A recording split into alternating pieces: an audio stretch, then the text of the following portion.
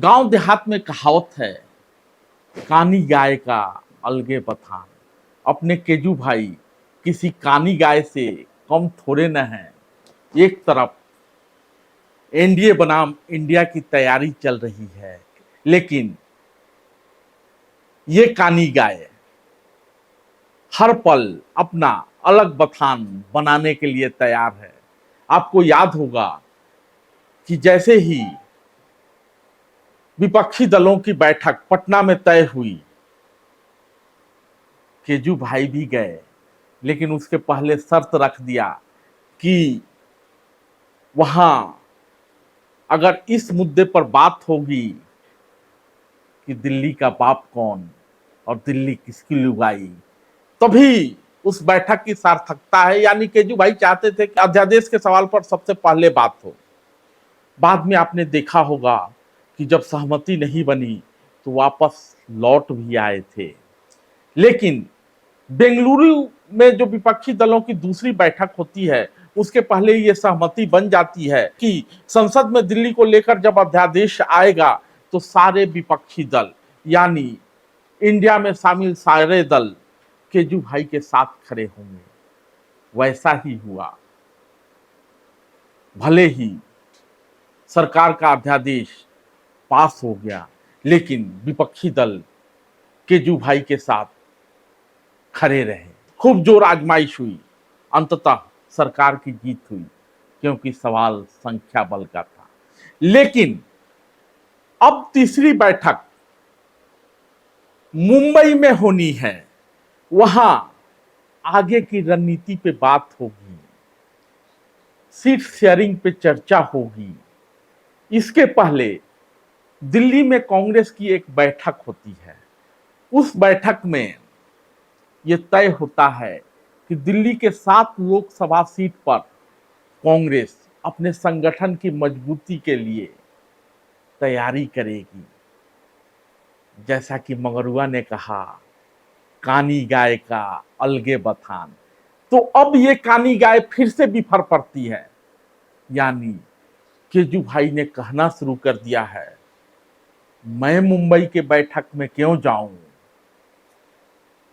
वो ऐसा इसलिए कह रहे हैं क्योंकि कांग्रेस की तरफ से बयान आया है कि हम 7 संसदीय सीट पर तैयारी कर रहे हैं। बड़ी बात यह थी कि दिल्ली को लेकर जो कांग्रेस की बैठक होती है, उसमें कांग्रेस के अध्यक्ष मल्लिकार्जुन खड़गे और राहुल गांधी भी शामिल थे।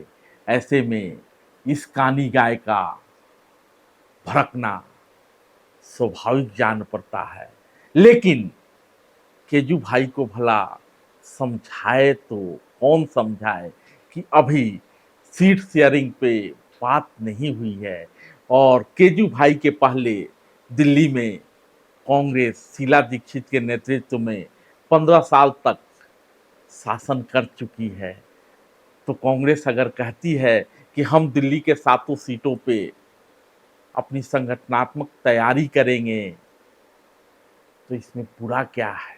वैसे तो इस कानी गाय के पार्टी में शामिल निचले क्रम के नेताओं ने ही अभी मोर्चा खोला है और कांग्रेस की 7 सीटों पर तैयारी करने की रणनीति पर सवाल खड़ा किया है। और साथ ही यह भी कहा है कि हम मुंबई की बैठक में क्यों जाएं। लेकिन अपने केजू भाई कुछ भी कर सकते हैं। उनका एकमात्र मकसद था कि अध्यादेश के सवाल पर सारे विपक्षी दल साथ आए। तो वो बेंगलुरु में होने वाले बैठक के बाद थोड़े नरम से पड़ गए थे। लेकिन जैसे ही ये तय हो जाता है कि दिल्ली का बाप चुनी हुई सरकार नहीं बल्कि केंद्र सरकार का नुमाइंदा होगा, तो अपने केजू भाई ने अचानक रुख कड़ा कर लिया है।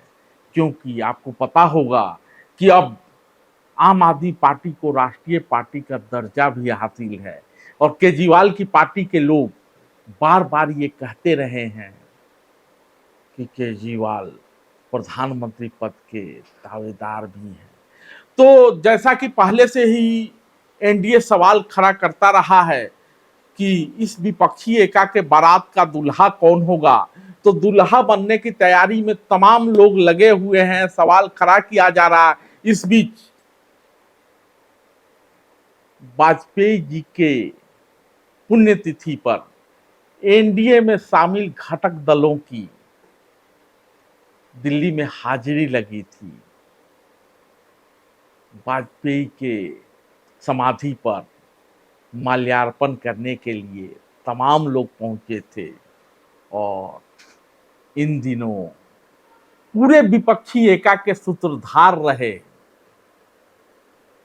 सूत्रधार कभी नाराज नहीं होता है, तो विपक्षी एका के सूत्रधार रहे नीतीश कुमार भी दिल्ली में हैं, सदैव अटल स्मारक पहुंचे भी थे।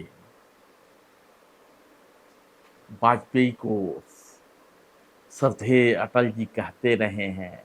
स्वाभाविक है, एनडीए के सरकार के दौरान जो कि वाजपेयी के नेतृत्व में चल रही थी, उसमें उनकी पार्टी शामिल थी। नीतीश कुमार कई मंत्री का पद संभाल चुके हैं, तो वो भी दिल्ली में है। लेकिन इस बीच खबर ये है कि नीतीश कुमार मुंबई बैठक के पहले, मुंबई में विपक्षी दलों की होने वाली बैठक के पहले दिल्ली में विपक्षी दलों के नेताओं से मुलाकात करना चाहते हैं और उनकी मुलाकात इस्कानी गाय से भी होने वाली है, यानी आम आदमी पार्टी के संयोजक अरविंद केजरीवाल से भी मिलेंगे। तो क्या रूपरेखा बनती है, क्या तय होता है, ये देखा जाना होगा। लेकिन इस बीच लाल किला के प्राचीर से भाजपा के सबसे बड़े प्रचारक और देश के प्रधानमंत्री नरेंद्र मोदी ने ये कह दिया है, अगली बार भी झंडा मैं ही फहराऊंगा। धन्यवाद। और अगली बार 15 अगस्त को इसी लाल किले से मैं आपको देश की उपलब्धियां, आपके सामर्थ्य, आपके संकल्प, उसमें हुई प्रगति, उसकी जो सफलता है, उसके गौरवगान, उससे भी अधिक आत्मविश्वास के सामने, आपके सामने मैं प्रस्तुत करूंगा।